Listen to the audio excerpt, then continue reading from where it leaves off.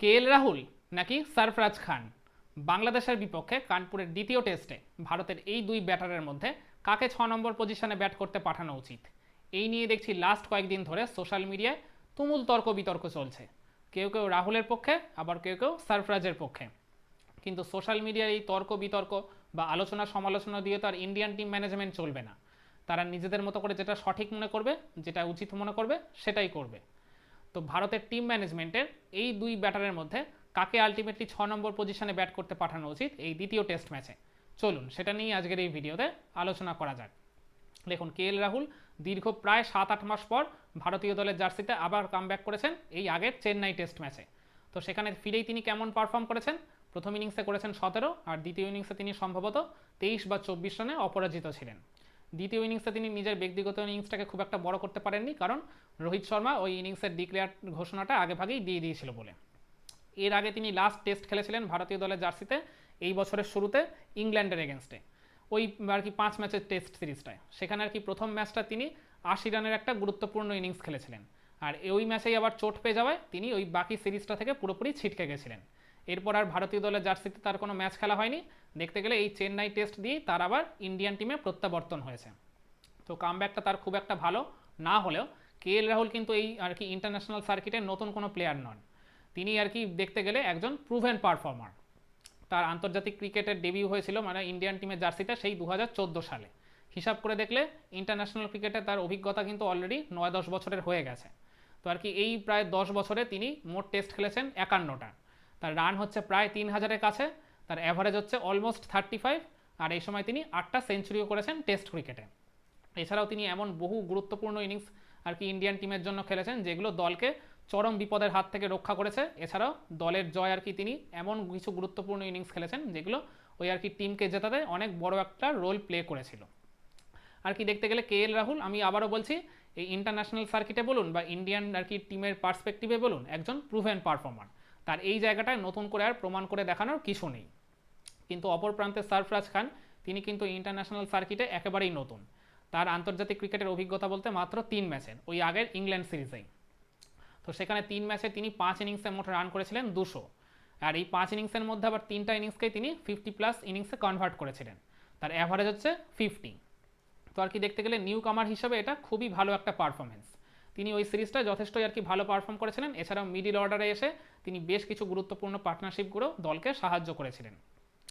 কিন্তু আর কি সরফরাজ খানের অভিজ্ঞতার দিক থেকে আর কি তিনি কেএল রাহুলের থেকে অনেকটাই পিছিয়ে রয়েছেন। তো এটাই আমি বলছিলাম যে বাংলাদেশের বিপক্ষে সিরিজের পর ভারতের তো পরের দুটো সিরিজ হচ্ছে নিউজিল্যান্ডের বিপক্ষে আর একটা হচ্ছে অস্ট্রেলিয়ার বিপক্ষে। নিউজিল্যান্ডেরটা হোম সিরিজ, অস্ট্রেলিয়ারটা হচ্ছে অ্যাওয়ে সিরিজ।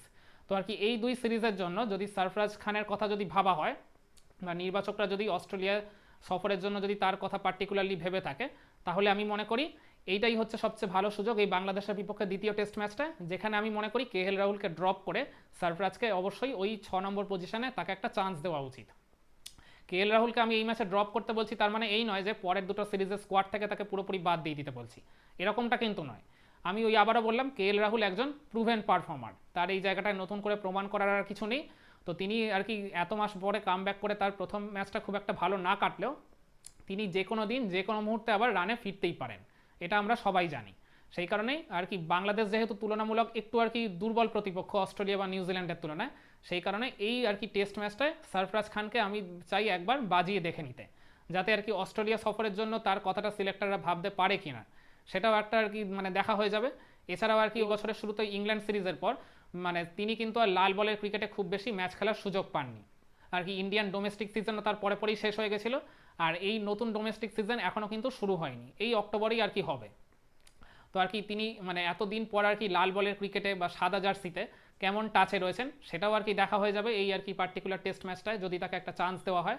তো সেই কারণেই আমি বলছি এই আগামী দুটো সিরিজের কথা মাথায় রেখে রাহুলকে আমি চাইছি এই ম্যাচে ড্রপ করে ওই জায়গাটায় সরফরাজ খানকে খেলাতে।